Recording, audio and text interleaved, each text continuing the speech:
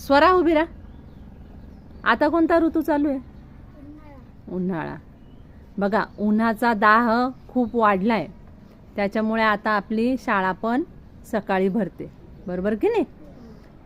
मग आपण उन्हाळ्यामध्ये आपली स्वतःची काळजी कशी घ्यायची, कोण सांगतं? सांग श्रुती. उन्हाळ्यात नाही का बाहेर जाताना छत्री घेऊन जायची. उन्हाळ्यात बाहेर जाताना छत्री घेऊन जायची. सांग.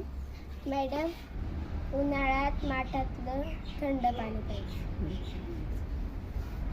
सांग रुचा, सांग.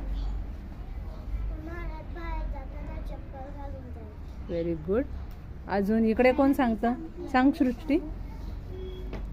उन्हाळ्यात फळं खायची. कोणते फळं खायचे? कलिंगड, संत्री, मोसंबी, द्राक्ष, खरबूज. हां. हे फळं का खायचे?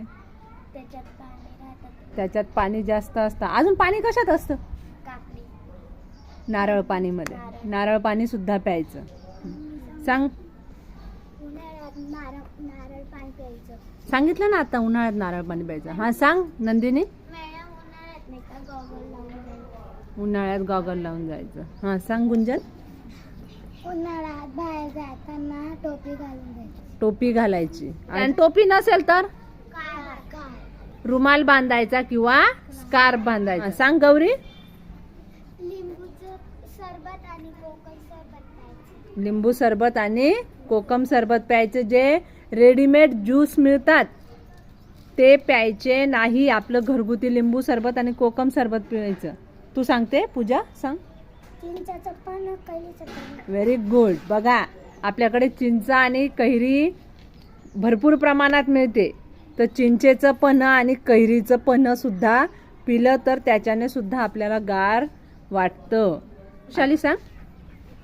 उन्हाळ्यात सुती कपडे व पांढरे कपडे. Very good. उन्हाळ्यामध्ये सुती आणि पांढरे कपडे घालायचे. हे खूप महत्त्वाचं आहे की उन्हाळ्यामध्ये सुती आणि पांढरे कपडे घालायचे. त्याच्यामुळे ऊन कमी लागतं.